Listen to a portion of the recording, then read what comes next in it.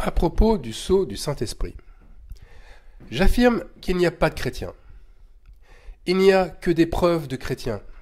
Cela veut dire que le nom, sans la preuve de l'existence, n'existe pas. Si Dieu est sauveur, si son nom Jésus le signifie, alors les preuves sont là. Combien de prières ont été exaucées alors qu'une mort certaine était annoncée ou inévitable? Alors donner la preuve, c'est quoi au juste? C'est la démonstration évidente et incontestable de l'existence d'un acte, d'un fait ou d'une réalité. Si je dis que je suis un homme de gauche, par exemple, et que je dépense mon énergie et mon temps à capitaliser mon argent, eh bien je manifeste la preuve évidente que ce que je dis est faux. Si le Fils de Dieu, Jésus-Christ, continue à vivre par son esprit au XXIe siècle, eh bien cela se voit, et se voit où? Moins au travers de personnes se réclamant de lui, que de faits réels démontrant son existence. Alors pour les faits réels, la tradition religieuse n'est pas une preuve. Pratiquer la justice en priant chaque jour, en donnant des offrandes, en allant chaque matin au culte, ou à la messe, ou en faisant des bonnes œuvres pour des associations, ce ne sont pas des preuves du Saint-Esprit.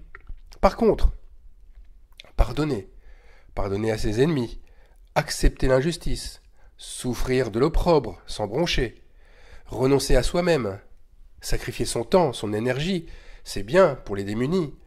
Ce sont des preuves du Saint-Esprit. Cela prouve que le Saint-Esprit est bien une réalité. Vous me direz, et c'est vrai, il y en a tellement qui imitent les preuves. Mais comme toute imposture, le temps finit toujours par amener les preuves inverses. Dans notre monde terrestre, la preuve, c'est celle qui est visible, palpable, calculable. C'est elle la marque indélébile de la vérité. Dans ce que les théologiens ont nommé le Nouveau Testament, eh bien, il y a un mot qui est employé régulièrement, c'est le mot scellé. La preuve c'est quoi? C'est le scellement. Donc, être scellé du Saint-Esprit, c'est apporter la preuve que le Saint-Esprit vit dans un être humain. Mais voilà, aujourd'hui, beaucoup de chrétiens prient pour être scellés du Saint-Esprit. Ils disent « Seigneur, scelle-moi du Saint-Esprit ». Ou bien, d'autres demandent à leur chef spirituel de leur imposer les mains pour recevoir ce scellement. Eh bien, en priant ainsi, en imposant les mains de la sorte, ils montrent leur incrédulité et non leur foi. On va lire Éphésiens, l'Épître aux Éphésiens, chapitre 1, verset 13. « En lui, vous aussi, après avoir entendu la parole de la vérité, l'évangile de votre salut, en lui vous avez cru et vous avez été scellés du Saint-Esprit qui avait été promis. » Alors à cette lecture, une autre sorte de chrétien se sent animé et scellé du Saint-Esprit. Et il loue Dieu pour leur élection. Pourquoi? Eh bien parce que d'éminents théologiens, comme Scofield, annoncent dans leurs commentaires que le scellement, c'est une prédestination. Avec le Saint-Esprit, nous sommes à tout jamais protégés. Nous sommes élus. Et Scofield dit, la prédestination inclut non seulement le salut des élus, mais encore tous les actes et événements bons ou mauvais. Donc les commentaires, il n'y a pas que ces commentaires aussi à Scofield, il y a les commentaires de la Bible Esprit et Vie. C'est la Bible des évangéliques. Et ces commentaires disent que le Saint-Esprit, par son scellement, est un gage de notre héritage, un premier versement. Alors tous ces théologiens nous ont fait croire que le scellement provenait uniquement de Dieu, mais pas du tout, pas du tout. Ce n'est pas Dieu qui apporte la preuve que nous avons cru en lui. C'est la manifestation du Saint-Esprit en nous qui en apporte la preuve vivante. Alors ici dans le texte, ce qui nous a été promis, c'est le Saint-Esprit. Regardez, vous avez cru et vous avez été scellés du Saint-Esprit qui avait été promis. Qui nous a été promis? Le Saint-Esprit, pas d'être scellés. Vous avez cru et vous avez amené la preuve vivante du Saint-Esprit qui avait été promis. Voilà comment moi je le traduirais aussi. Par conséquent, le sceau provient en grande partie du croyant. Ah, mais les protestants diront qu'on est sauvé par grâce et non par nos œuvres. Alors oui, mais la grâce identifie la vraie foi. Le sceau, c'est la marque, c'est ce qui confirme l'authenticité. Vous savez, autrefois, les rois, pour authentifier leurs actes et pour ordonner leurs exécutions, avaient un pendentif ou une petite bague avec leur effigie qui certifiait l'authenticité de l'autorité royale. Et cette marque, c'était la preuve visible et incontestable. Pour le chrétien, ce sceau, cette marque royale, c'est quoi? Sphragizo. Le mot grec, dans le texte. Ce mot a un sens qui va bien sûr dans la direction de donner la preuve, mais aussi, voilà ce qu'il dit, qui met hors de doute en prouvant par son témoignage à une personne qu'on est bien ce qu'on affirme être. Là c'est clair, hein? Alors la marque, pour un disciple, eh bien c'est l'amour et la foi qu'il a pour les autres. Ce sceau, c'est Jésus qui le certifie dans l'évangile de Jean, au chapitre 13, verset 35. « À ceux-ci tous connaîtront que vous êtes mes disciples, si vous avez de l'amour les uns pour les autres. » Et Jean nous montre, dans sa première épître, il nous montre l'imposteur. Si quelqu'un dit « j'aime Dieu » et qu'il haïsse son frère, c'est un menteur. Donc, 1 Jean 4, 20. Alors, je ne reviens pas sur toutes les manières sournoises et perverties de haïr son frère, tout en faisant croire qu'on l'aime. Je vous propose de retourner sur mon message, ou d'aller l'écouter. C'était Tartuffe et foi chrétienne. Et là, vous aurez vraiment les différents sens. Maintenant, il y a Jean, l'évangile de Jean, au chapitre 3 et au verset 33. Celui qui a reçu son témoignage a certifié que Dieu est vrai. Certifié, c'est encore le mot sphragizo. Celui qui a reçu son témoignage a le sceau que Dieu est vrai en lui. Le témoignage de l'amour que l'on a pour les frères certifie, tout simplement, que Dieu est vrai. Alors prenons maintenant l'épître aux Éphésiens, au chapitre 4 et au verset 30. « N'attristez pas le Saint-Esprit de Dieu par lequel vous avez été scellés pour le jour de la rédemption. » Là aussi, si je lis avec la grille d'interprétation de ceux qui m'avaient enseigné autrefois, c'est le Saint-Esprit qui me scelle ou qui me prédestine pour le jour de la rédemption. C'est donc un don que lui fait en moi, mais pas moi. Alors voir les choses ainsi, c'est une forme de perversion, une perversion de la foi. Parce que Paul ici montre un paradoxe. Il montre un fait contre nature qui ne devrait pas exister chez un disciple ayant reçu le Saint-Esprit. Ne pas pratiquer les œuvres du Saint-Esprit, mais ça provoque obligatoirement un attristement de l'Esprit. Parce que la marque, le scellement, la preuve du Saint-Esprit, c'est qu'il nous pousse naturellement à manifester ses œuvres de justice. Aussi, vous comprendrez peut-être mieux le verset exprimé comme cela.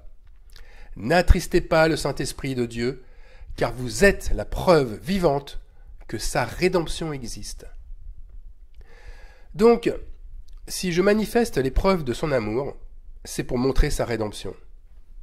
C'est-à-dire que je suis participant, je suis un participant actif à sa gloire. Et à un moment donné, manifester des œuvres charnelles, ça attriste l'esprit qui est contraire à lui, à ces œuvres-là. D'ailleurs, Paul cite ensuite, au verset 31, ces œuvres charnelles qui ne donnent pas la preuve du Saint-Esprit. Il dit que toute amertume, toute animosité, toute colère, toute clameur, toute calomnie et toute espèce de méchanceté disparaissent du milieu de vous. Alors pour résumer, les mythes de la prédestination nous voilent la vérité. Le Saint-Esprit ne fait pas de chacun de nous des élus. Il ne nous met pas un sceau final d'authenticité, mais il attend de nous que nous soyons la preuve vivante de son authenticité. Alors maintenant, nous avons vu dans mes messages précédents comment le sionisme chrétien a lui aussi entretenu cette fausse croyance d'un peuple élu, d'un peuple choisi d'avance et déjà scellé. Ce mythe religieux raconte que parmi les Juifs, certains qui se convertiront à Christ sont déjà scellés. Ils sont prédestinés. Ce sont déjà des Juifs chrétiens sans qu'ils le sachent. La théologie de la terre promise, elle a pour objectif de ramener ces fils d'Israël dans leur terre d'origine pour justement activer le bouton de la rédemption. Or, les fils d'Israël ne sont pas scellés de cette manière. Un fils d'Israël manifeste l'amour et ses œuvres qui servent à authentifier sa foi. Le scellement, c'est Christ en eux, qui exprime l'identité de Christ. Alors il y a 144 000 fils d'Israël qui expriment l'identité de Christ. Et ça, c'est le livre de l'Apocalypse au chapitre 7 et au verset 4 qui nous le dit. Et j'entendis le nombre de ceux qui avaient été marqués du sceau, c'est-à-dire de ceux qui avaient apporté la preuve vivante de Dieu. 144 000 de toutes les tribus des fils d'Israël. Le sceau ici, c'est toujours le grec sphragizo. Aucun doute sur leur identité. Ces croyants, qui ont des liens de parenté les plus diverses, se reconnaissent surtout par leur marque, par la preuve incontestable qu'ils sont fils d'Israël, à savoir, bien sûr, l'amour qu'ils ont les uns pour les autres. Maintenant, ce chapitre 7 de l'Apocalypse nous enseigne comment Dieu fait pour rassembler ses enfants. Lisons Apocalypse chapitre 7, verset 3. « Et je vis un autre ange qui montait du côté du soleil levant et qui tenait le sceau du Dieu vivant. » Vous voyez, il y a un ange qui tient le sceau de Dieu. Alors certains diront, vous voyez bien que c'est Dieu qui appose son sceau. Eh bien, je dirais oui, bien sûr que c'est Dieu qui appose son sceau, mais il n'y a pas que cela. L'ange a un but précis. Et ici, le but, c'est d'identifier à la fois le vrai du faux. Et le faux, ce sont les imitateurs et les transgresseurs du Dieu vivant. Ils ont montré, par leurs actes, que le Fils de Dieu et le Dieu vivant ne vivaient pas en eux. Paul les nomme ainsi dans la lettre à Timothée. Égoïstes, amis de l'argent, fanfarons, hautains, blasphémateurs, rebelles à leurs parents, ingrats, irreligieux, insensibles, déloyaux, calomniateurs, intempérants, cruels, ennemis de gens de bien, traîtres, emportés, enflés d'orgueil, aimant le plaisir plus que Dieu, sans oublier bien sûr, ayant l'apparence de la piété. Ceux-là, ils n'ont pas le sceau, ils n'ont pas la marque de Dieu.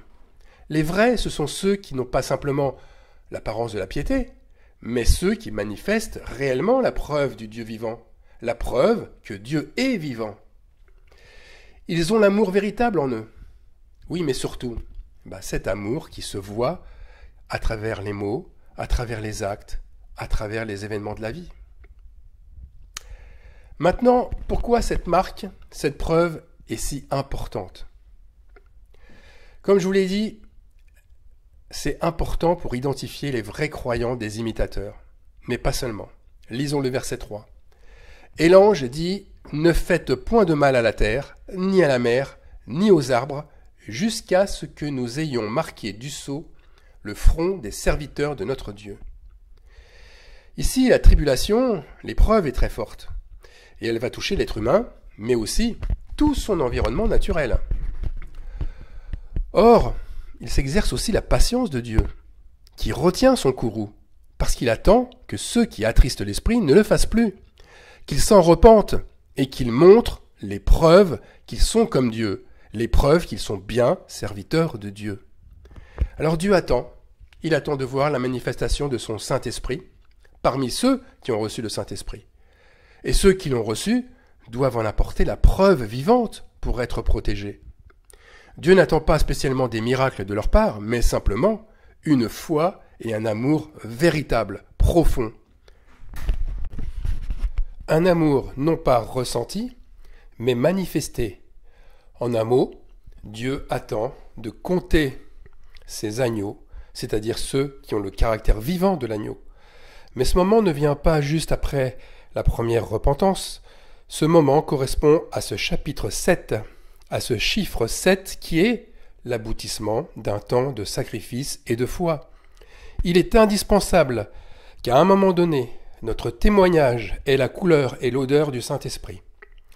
Et il faut du temps et des épreuves pour que cette odeur, pour que cette couleur apparaisse. Alors vous l'aurez sans doute compris, c'est l'intégrité, c'est la maturité. Ce disciple accompli, c'est ce mot grec télios qui apparaît alors derrière cette couleur et cette odeur du Saint-Esprit. Dieu appelle tous ceux qui le souhaitent à devenir un disciple accompli, à devenir parfait comme il est lui. Il donne à chacun les mêmes chances, la même grâce, la même onction, celle du Saint-Esprit. Il donne à chacun les mêmes capacités d'y arriver. Ce qui va faire la différence, ce n'est pas l'onction, c'est notre intégrité et notre sacrifice pour lui. Nous sommes des fils d'Abraham. Alors, jusqu'où sommes-nous capables d'aller pour Dieu?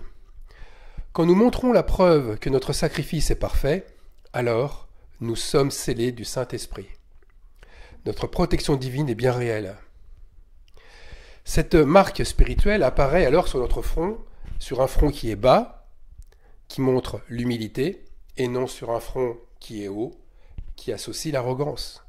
Alors maintenant, je sais que certains se posent la question d'un scellement différent pour ceux qui auront été apôtres, prophètes, pasteurs, évangéliques ou docteurs. Eh bien, le ministère ou la mission n'a rien à voir avec le caractère. La mission a été donnée pour le perfectionnement des saints, en vue de l'œuvre du ministère et de l'édification du corps de Christ. Alors le but des ministères donnés, c'est pour qu'un maximum reçoive le Saint-Esprit et qu'il soit scellé, c'est-à-dire qu'il témoigne de la vérité. Donc tous ceux qui ont ces ministères ont eux aussi leurs épreuves et leur caractère reflète aussi de ce qu'ils manifestent. Balaam, le faux prophète d'Israël, a reçu un appel. Il a reçu une mission, mais il a manifesté des actes ignobles en poussant les Hébreux à la rébellion et à l'adultère. La finalité reste toujours la même. Quelle est son utilité dans le corps de Christ? Un apôtre ou un prophète sera jugé plus sévèrement parce qu'il a, lui, un rayonnement sur les autres beaucoup plus important. Il entraîne dans sa chute d'autres avec lui. Il détruit non seulement son temple, mais celui des autres. Alors, un caractère doux, paisible, et qui aime se sacrifier, comme un agneau le fait, il a son utilité dans le corps de Christ. Et son scellement est exactement le même qu'il ait été apôtre ou pas. Mes frères et sœurs, soyons renouvelés dans notre foi, afin d'être scellés du Saint-Esprit. Notre seul moyen de traverser les tribulations comme une belle aventure, c'est à travers ce scellement. Notre marque, c'est celle de notre Sauveur, c'est celle du Saint-Esprit vivant, l'agneau. Amen.